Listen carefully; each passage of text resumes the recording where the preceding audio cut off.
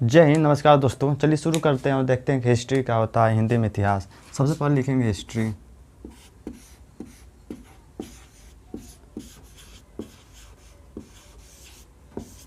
हिंदी में इतिहास।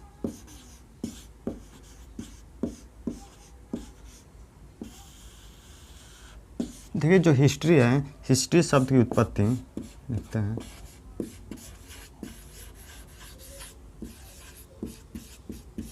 हिस्ट्री शब्द की उत्पत्ति हिस्टोरिया से हुआ है।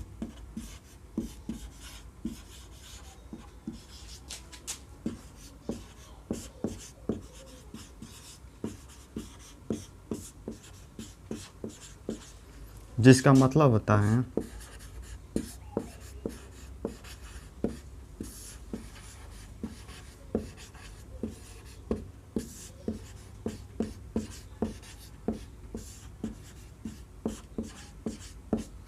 मतलब होता है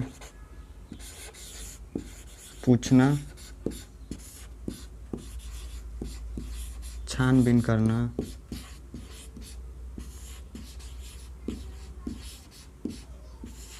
या जानने की इच्छा रखना। जानने की इच्छा रखना। तो चलिए देखते हैं कि क्या जानने की इच्छा रखना। देखिए पुरानी बातों को समझने और जानने को इतिहास कहते हैं। तो लिखते हैं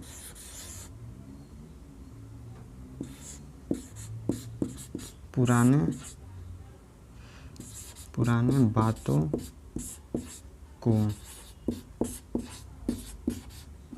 समझने और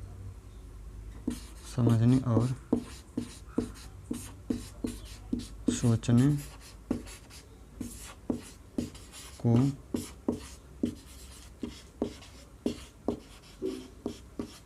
इतिहास कहते हैं।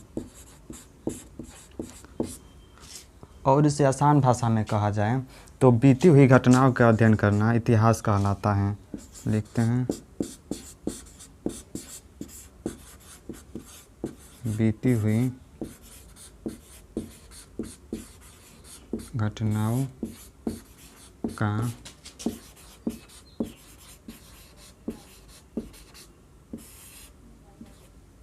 अध्ययन करना हिस्ट्री कहलाता है।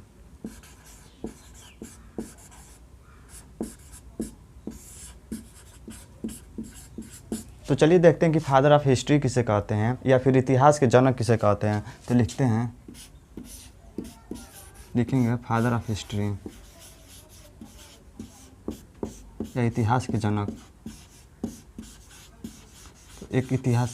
तो एक इतिहासकार हैं जिनका नाम है हेरोडोटस।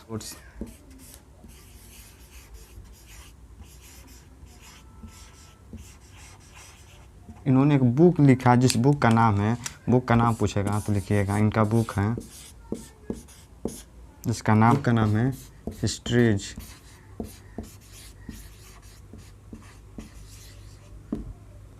तो चलिए अब देखते हैं कि इतिहास में समय कैसे देखा जाता है। तो लिखेंगे इतिहास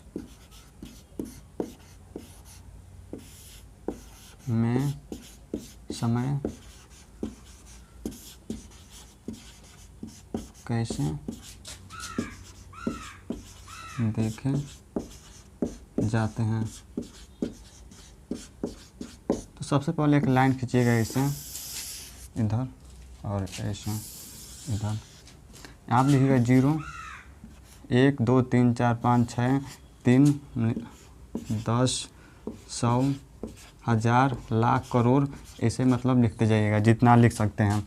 इधर शुरू होगा 1 2 3 10 1000 लाख, और इधर मानिए करोड़ तक, जहाँ तक ले जा सकते हैं वहाँ तक लिख सकते हैं, लिख लीजिएगा।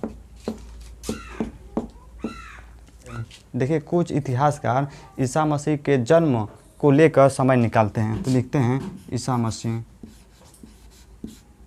ईसा मसीह। आगे बताएंगे कि ईसा मसीह कौन थे, इनके बारे में आपको डिटेल चाहिए तो बता देंगे। देखिए, इनका जन्म लगभग 5 और 3 ईस्वी के बीच में हुआ, लेकिन कुछ इतिहासकार इनको मतलब इनका समय उठाकर यहाँ पर जीरो पर रख देते हैं। जीरो पर रखने का ये फ़ायदा है कि इनके जन्म के पहले का समय इधर का हो जाएगा और इनके जन्म के बाद का समय उधर हो जाएगा। तो इधर बोलते हैं इनके जन्म के पहले का, तो ईस्वी पूर्व, आप सबने नाम भी सुना होगा ईस्वी पूर्व, और इनके जन्म के बाद का समय ईसा पूर्व ईस्वी, इनके जन्म ईस्वी, और अंग्रेजी में होता है BCE और BC, और इधर होगा CE और AD। देखिए, अब BC का फुल फॉर्म होता है बिफोर कॉमन एरा,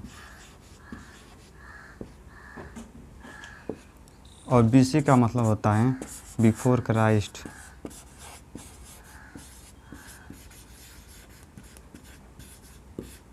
मतलब जीसस के जन्म के पहले का समय तो ईसा पूर्व, और उनके जन्म के बाद का समय ईस्वी। अब इधर हो जाएगा CE का मतलब समझ जाइएगा कॉमन एरा,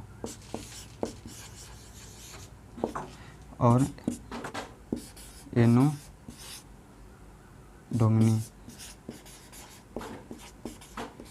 देखिए, कुछ इतिहासकार हैं जो उनके समय को लेकर जब समय निकालते हैं तो वो देखते हैं बिफोर क्राइस्ट BC का प्रयोग करते हैं, और इधर उनके जन्म के बाद का समय निकालना होगा तो AD का प्रयोग करते हैं, मतलब एनो डोमिनी। लेकिन कुछ इतिहासकार नहीं मानते हैं तो वो BCE का प्रयोग करते हैं बिफोर कॉमन एरा, और इधर करेंगे उनके जन्म के बाद का समय, उनके जन्म के बाद का समय उसका यूज़ करेंगे बिफोर कॉमन एरा, BC का प्रयोग करते हैं।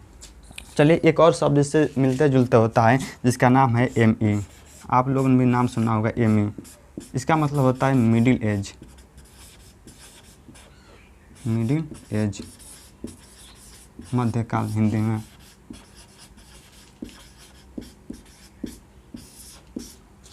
इसका समय होता है 5 ईस्वी से 15वीं ईस्वी तक, ईस्वी तक।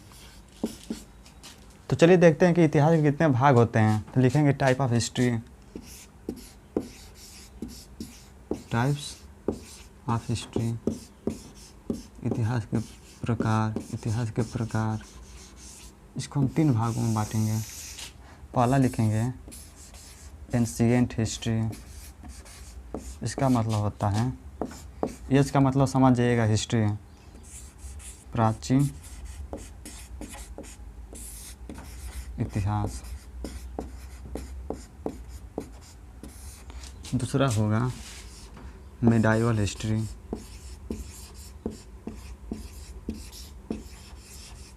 एच का मतलब हिस्ट्री, मध्य काल इतिहास। और तीसरा होता है मॉडर्न हिस्ट्री, इसका मतलब हिस्ट्री आधुनिक इतिहास।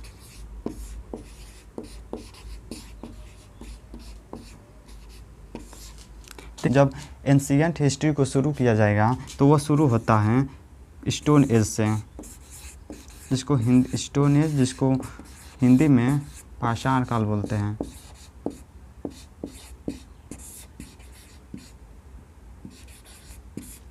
जब मिडाइवल हिस्ट्री होगा तो इस पर देखा जाएगा अरबों एवं तुर्कों के आक्रमण, अरबों एवं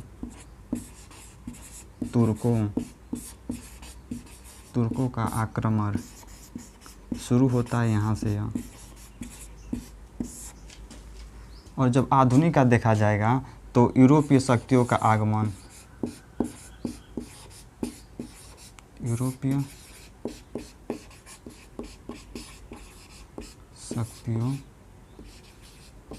का आगमन। यहाँ से शुरू होता है ए हिस्ट्री।